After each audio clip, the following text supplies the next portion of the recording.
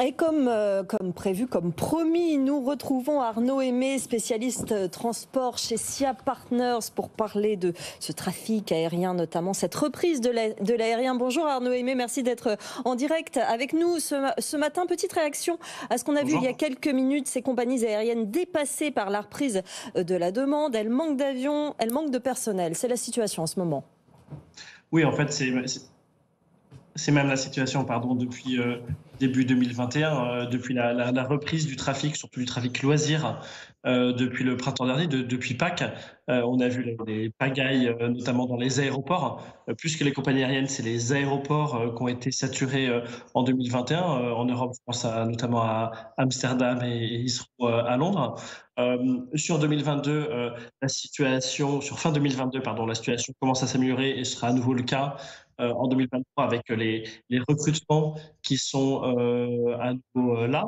Euh, Maintenant, ce qui pêche, c'est les livraisons par les constructeurs aéronautiques, Airbus et Boeing. Surtout Airbus, puisque la part de marché d'Airbus devient vraiment prédominante sur le moyen courrier.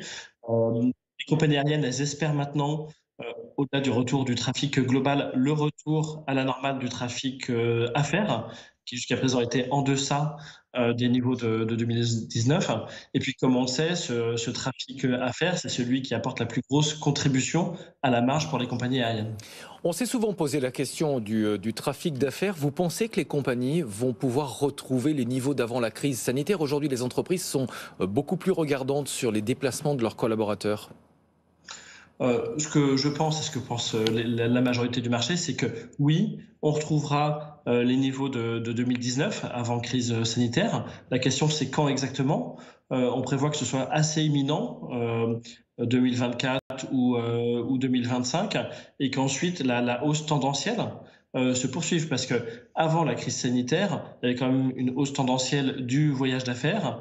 Il y a eu un arrêt très clair avec la crise Covid, mais ce que pense la majorité des analystes, c'est que ça fait juste prendre un retard de croissance, mais qui sera rattrapé dans le temps. Pour quelle raison? Parce que le voyage d'affaires doit continuer, parce que il est nécessaire pour un certain nombre d'entreprises ou de professions. Je pense notamment aux commerciaux qui doivent aller voir leurs clients, aux acheteurs qui doivent aller voir leurs fournisseurs. Donc peut-être que les entreprises, elles sont plus regardantes sur les déplacements, je dirais, internes pour aller voir les collaborateurs. Autant il y a certains déplacements, certaines relations qui nécessitent un contact physique. Et puis il y a quand même aussi plus généralement la croissance globale mondiale, y compris en Asie, qui implique davantage d'activités des entreprises et donc davantage de déplacements d'affaires pour les entreprises. Mais est-ce que Donc je pense plus à un retard de croissance. cette clientèle, elle va forcément revenir en classe affaires? Pas nécessairement, mais elle n'allait déjà pas forcément en classe affaires. Il y a un certain nombre d'entreprises qui imposaient dans leur politique voyage des déplacements en classe économie en fonction de la durée des vols, pour des vols de moins de 2 heures par exemple. Peut-être qu'il faudra effectivement reconfigurer les classes affaires par rapport aux classes économie, quels services on offre, le nombre de places qu'on offre, le différentiel tarifaire. De toute façon, il y a un certain nombre de collaborateurs à qui les entreprises demandent de se déplacer, qui n'accepteront pas de se déplacer dans des conditions de confort, disons, dégradées.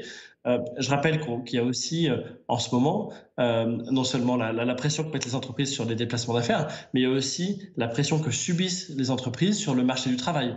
Les entreprises doivent garder les meilleurs collaborateurs, notamment les meilleurs commerciaux, les meilleurs acheteurs, et ceux-là ont aussi des revendications quant à leur confort dans les déplacements, que ce soit pour le voyage, ou bien que ce soit aussi pour le séjour en hôtel, puisque l'hôtellerie est concernée exactement par la même problématique. Arnaud Aimé, on voulait vous faire réagir aussi sur ce chiffre qu'on a eu hier, la SNCF qui devrait dégager un bénéfice net de 2,2 milliards d'euros pour 2022. Information du Parisien, la compagnie n'a pas réagi pour le moment parce que les chiffres définitifs devraient être présentés en février. Néanmoins, ça risque quand même d'être délicat sur le plan social, de crisper les syndicats encore. Alors, je ne pense pas. La SNCF, elle est nécessairement silencieuse sur ces chiffres rapportés, conditionnels, rapportés par le Parisien, puisque c'est quand même de la communication financière, donc qui est très régulée, et les résultats sont connus qu'en février. Et pour l'instant, la SNCF, typiquement, n'a pas encore fait le compte des coûts de la grève à Noël. Le manque à gagner, plus les nombreux remboursements pour les voyageurs.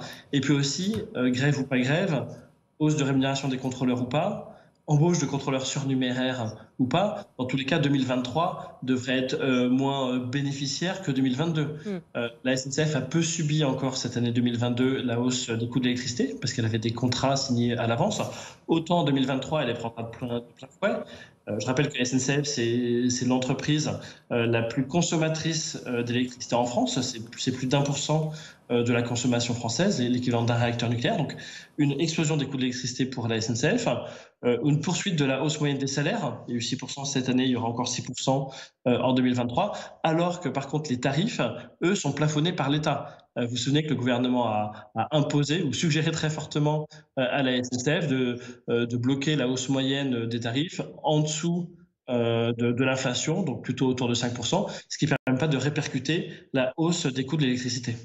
Merci beaucoup Arnaud Aimé, spécialiste des transports chez SIA Partners. Merci d'avoir été ce matin dans Good Morning Business.